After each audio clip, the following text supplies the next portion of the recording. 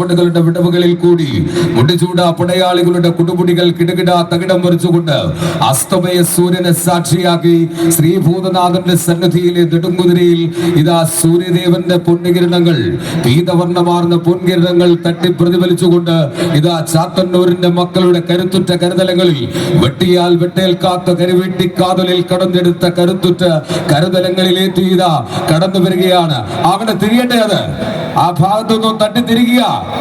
കുറച്ച് അല്പം ഒന്ന് മാറുക പ്രിയമുള്ള ചേട്ടന്മാരെ, ഒരു അല്പം ഒന്ന് മാറി നിന്ന് കൊടുക്കണം. ആ വടം പിടിക്കുന്നതിനുള്ള സൗകര്യങ്ങളൊക്കെ നമ്മൾ ഒരുക്കി കൊടുക്കണം.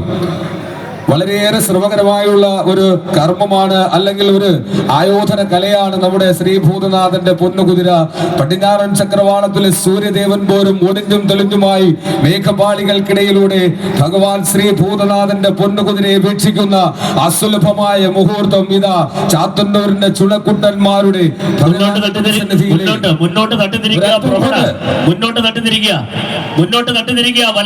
വലതുഭാഗത്തെ വടം രണ്ടും പ്രത്യേകം ജാഗ്രത പാലിക്കുക. മുന്നോട്ട് ഒന്ന് ഒലച്ച ആ പളങ്കുകളൊക്കെ ഒന്ന് ഒലയട്ടെ, ആ പളങ്കുകളൊക്കെ ഒന്ന് ഒലയട്ടെ, ഒന്ന് ഒലച്ച് ആ വലതുഭാഗത്തെ ചട്ടം ഒന്ന് ഒലച്ച് ഭഗവാന്റെ കണ്ണിന് നയന മനോഹരമായ ദൃശ്യവിരുന്നൊരുക്കാൻ ഒന്ന് ഒലയ്ക്കുക.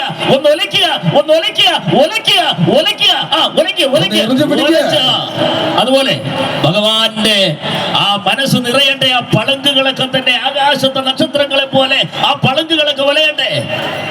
മനോഹരമായ കുതിരയെടുപ്പ്. ഇതാണ് കരുത്ത്, ഇതാണ് ആരോഗ്യമുള്ള തലമുറ എന്ന് പറഞ്ഞാൽ ഇതാണ് കരുത്തിന്റെ പ്രതീകങ്ങളാണിത്.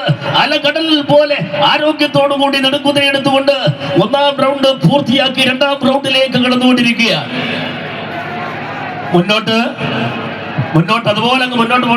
അതുപോലെ അങ്ങ് പോട്ടെ.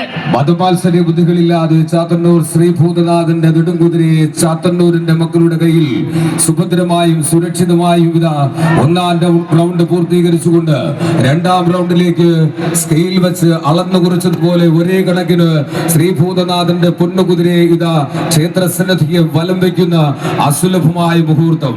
വൈദ്യുത ദീപങ്ങൾ കൊണ്ട് അലങ്കൃതമായ ശ്രീഭൂതനാഥന്റെ സന്നിധിയിൽ പുരുഷാരവത്തിന്റെ നടുവിലൂടെ ഇതാ ക്ഷേത്രസന്നിധി കീഴൂട്ട് ക്ഷേത്രസന്നിധിയിൽ നിന്നും എടുത്തുയർത്തിയ ഭഗവാന്റെ പൊന്നുകുതിര ഇതാ തിരികെ